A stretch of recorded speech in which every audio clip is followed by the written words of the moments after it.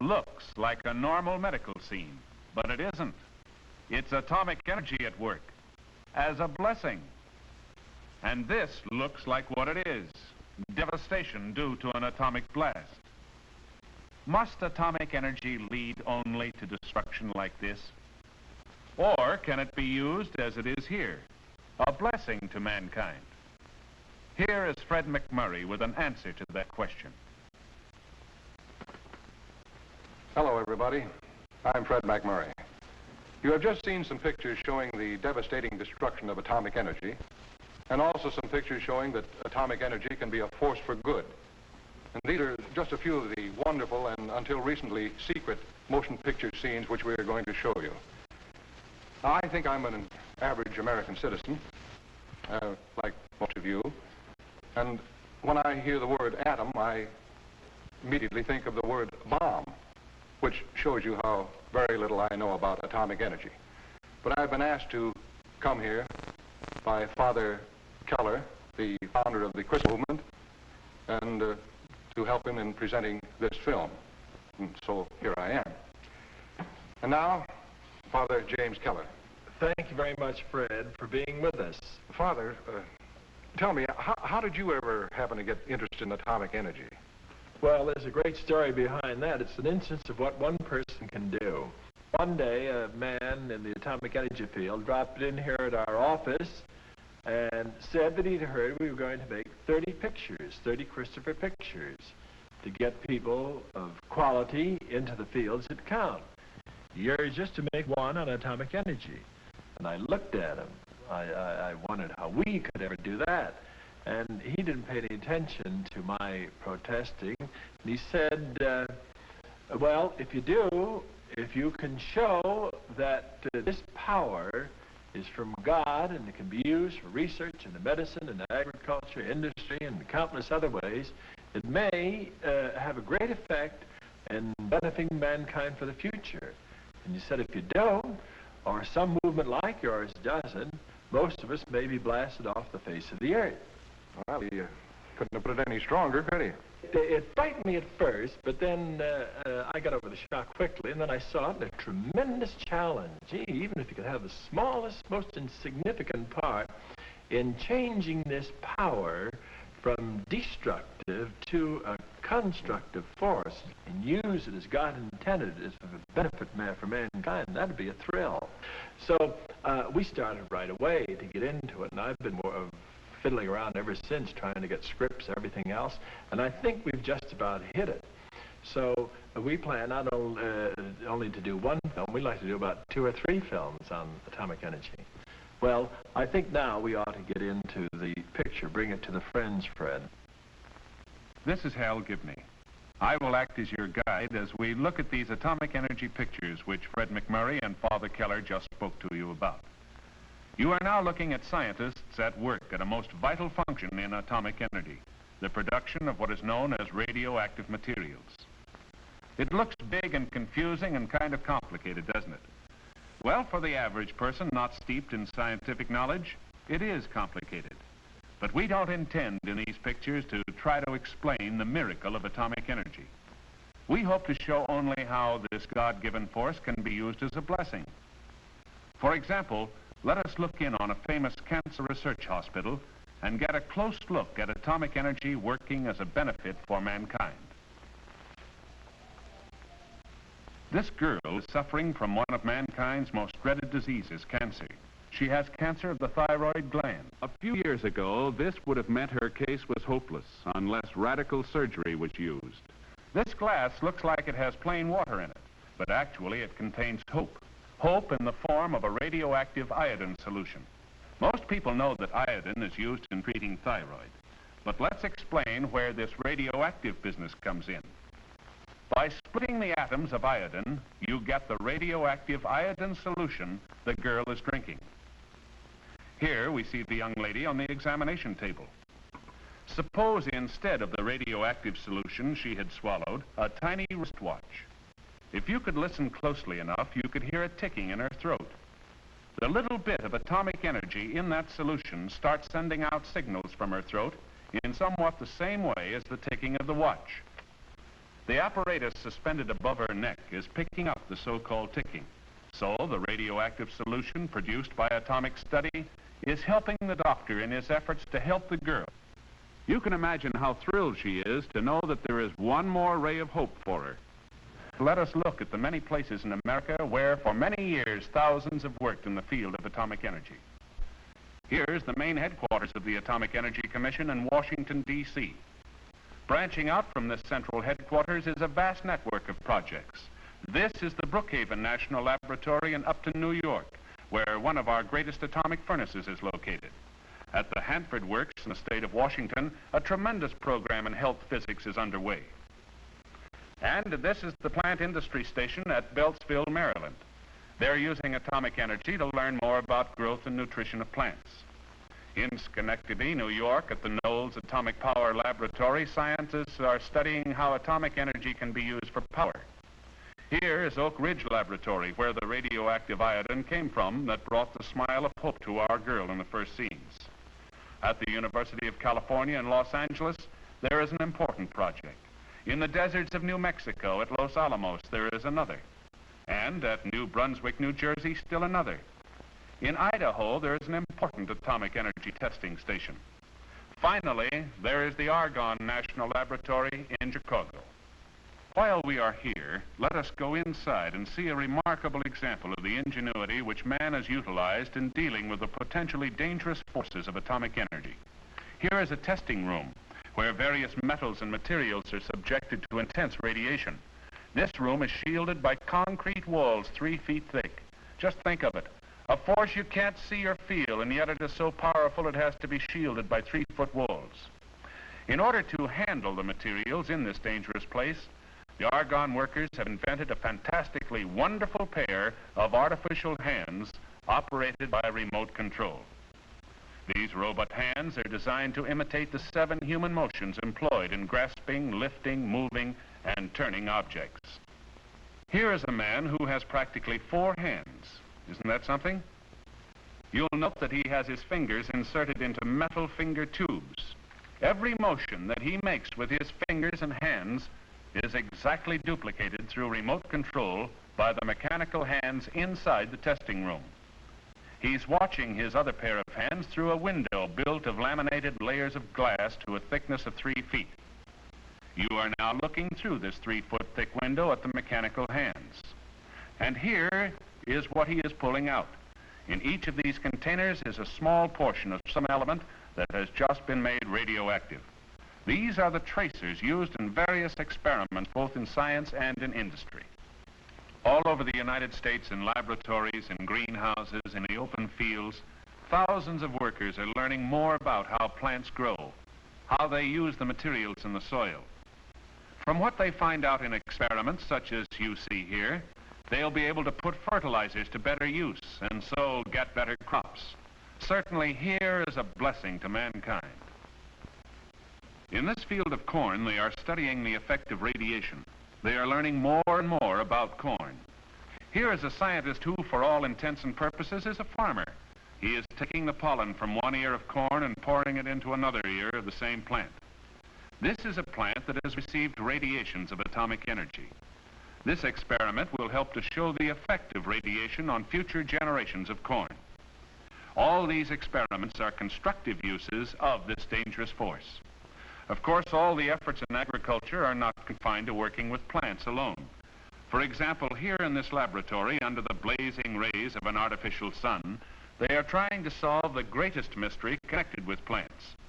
How does the green coloring matter of a plant enable it to use carbon dioxide, water, and sunlight to produce oxygen and plant tissue?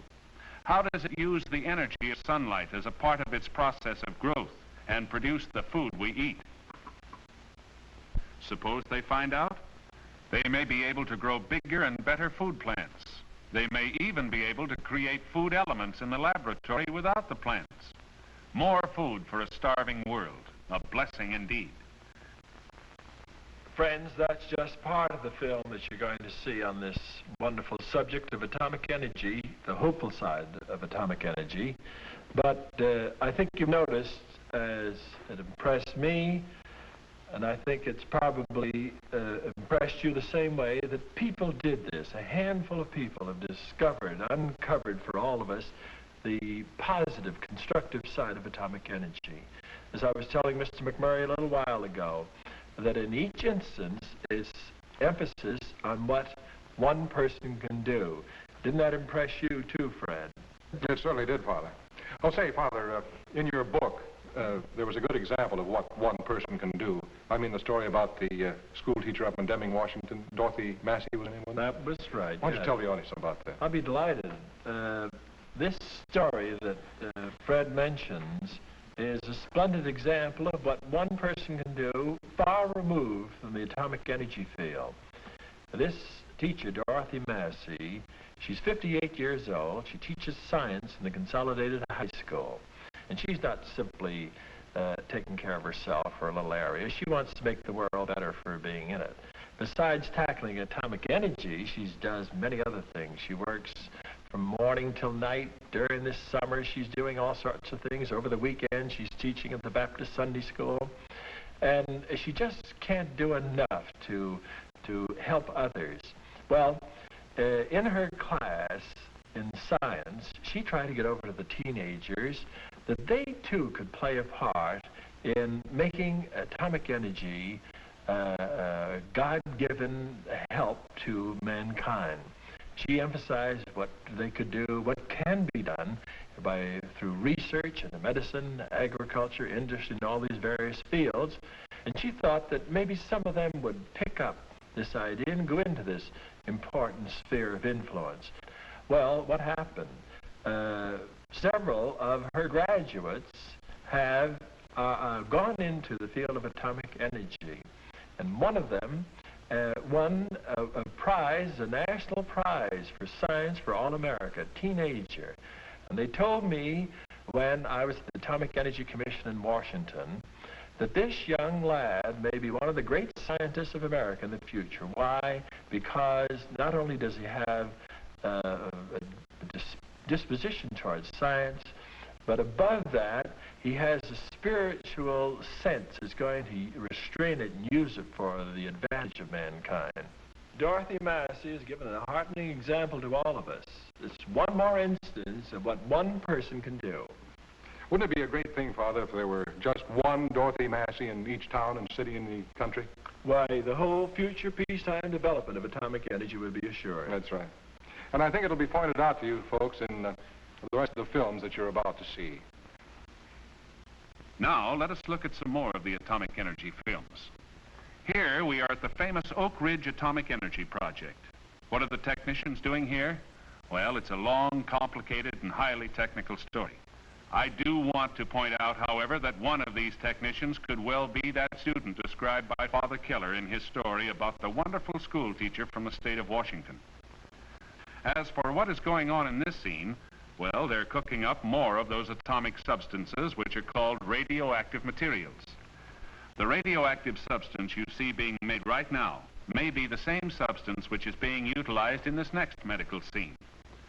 It doesn't seem very interesting, but believe it or not, you are seeing a bunch of atoms drawing their own picture. Every tick of a radioactive atom causes the pin in the instrument to jiggle as it passes over the chart. This is an important function. Let's see it in action.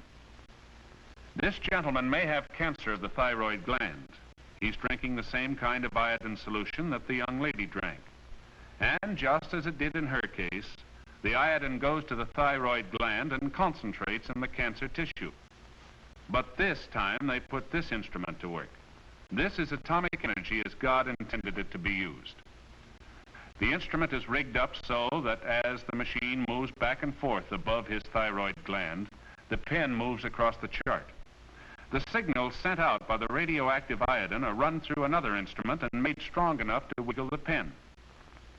And there you are, a picture of the patient's thyroid gland showing exactly where the iodine is concentrated. The change in pattern tells the doctor whether or not the patient has cancer and where it is. Then treatment can start. Some of the treatment may not be by atomic energy, but atomic energy is a means of diagnosis, of finding out the truth, and perhaps at the same time, stopping the spread of cancer.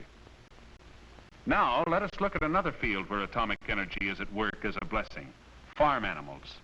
You are watching an atomic energy experiment in nutrition.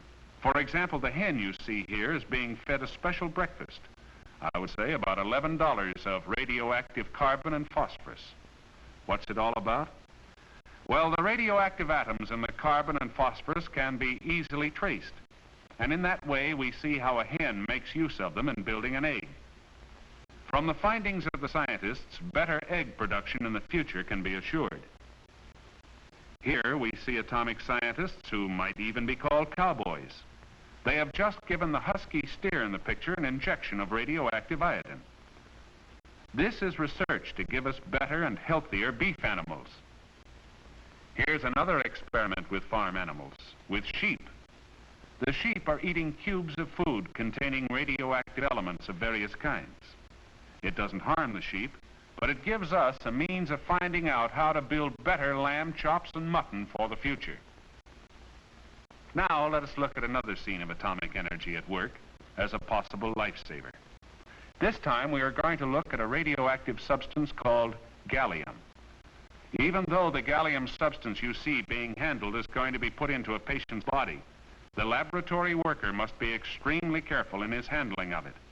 After all, he handles the stuff day in and day out, and he must be careful not to come into too close contact with it.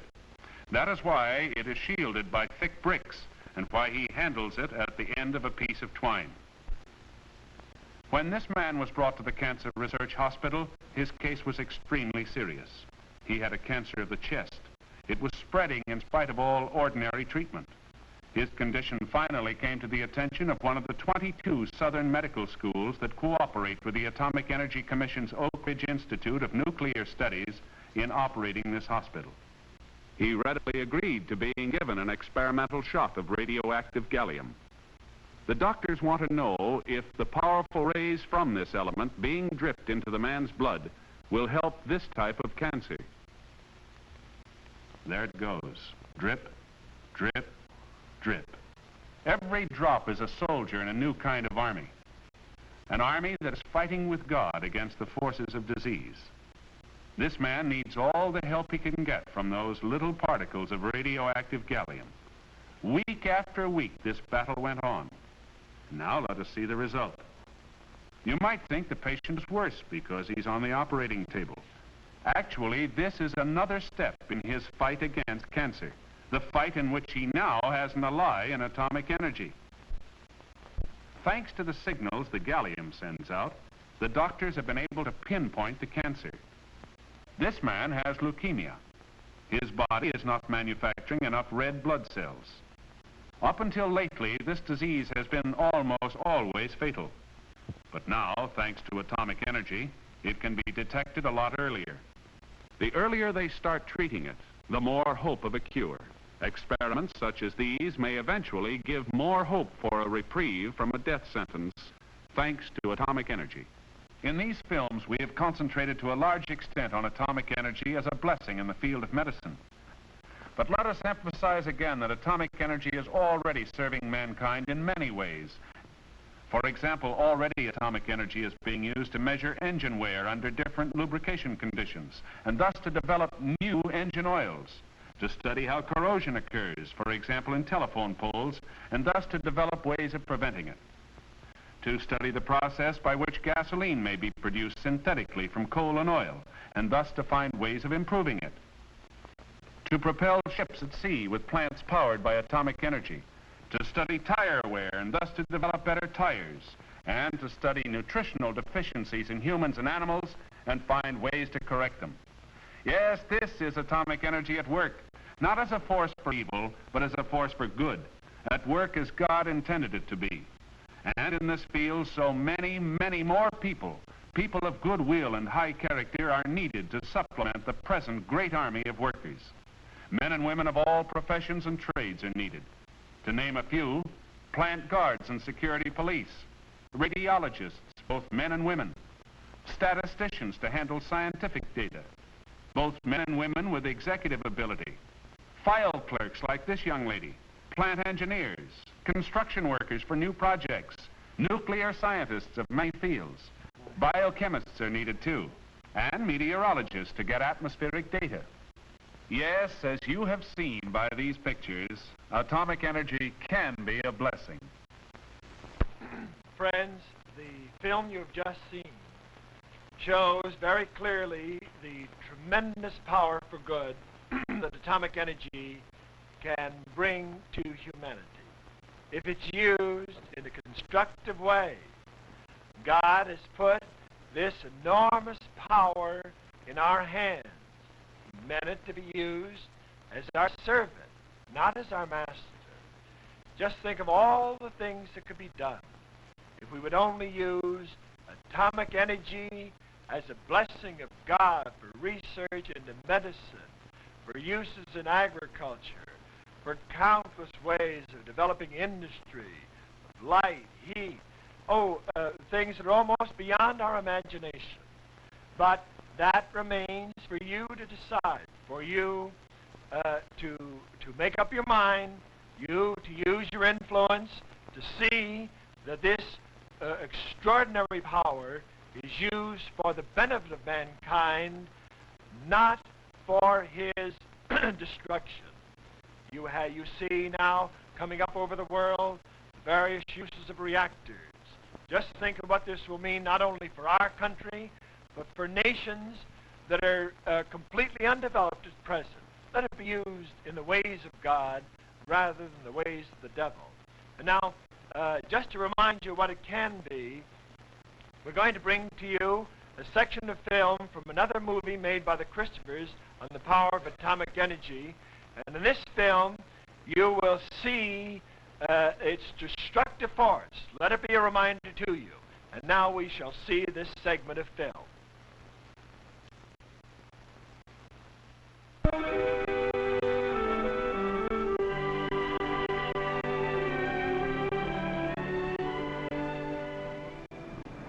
She asleep? Yes, fast asleep. How do you feel about it now that we're on our way? I know you're right, Dad. Certain? I am now. I suppose I was just keeping her in San Francisco, hoping against hope that one day the doctors would come up with some miraculous cure. But, oh, she'll love your ranch. She'll be happy there. I've got to face it, Dad. That's all we can do for her now.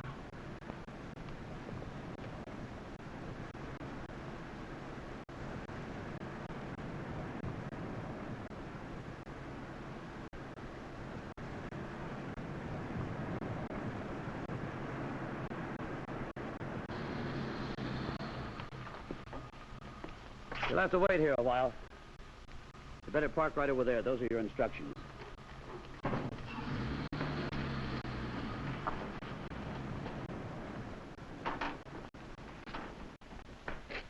What's going on? You got yourself a front seat to something you're not going to forget so quick. See that hill? You'll see it light up like you never saw light before. Any minute now, they're going to test an atomic bomb. Dad, let's turn back. Wouldn't get very far. Ought to go off any minute now. But what about Vivian? She'll be terrified. It'll be just like fireworks for her. She doesn't know what it means. We'll be the ones who'll be frightened.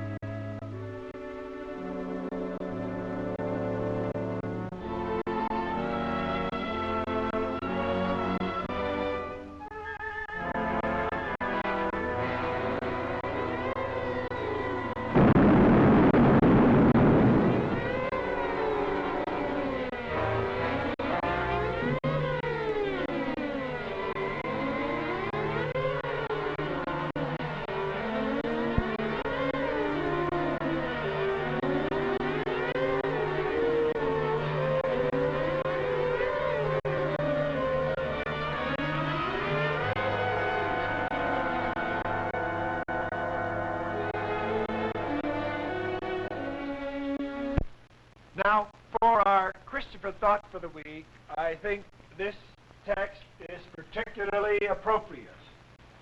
It's from St. Paul to the Hebrews. Here are his words. For we have not here a lasting city, but we seek one that is to come. Well, that's rather appropriate now in an atomic age. We have not here a lasting city. But even before atomic energy, before atomic bombs and hydrogen bombs came along, we're only here for a while.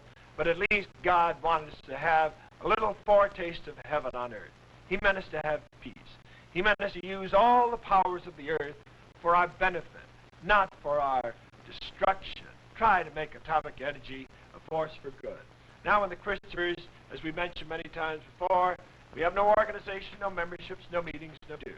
We pass along little suggestions, indications of what others have done in our monthly news notes that we send to 1 million people at the present time. And we will be glad to send them to you. All you need to do is send a postcard to the Christophers, New York, 17 New York.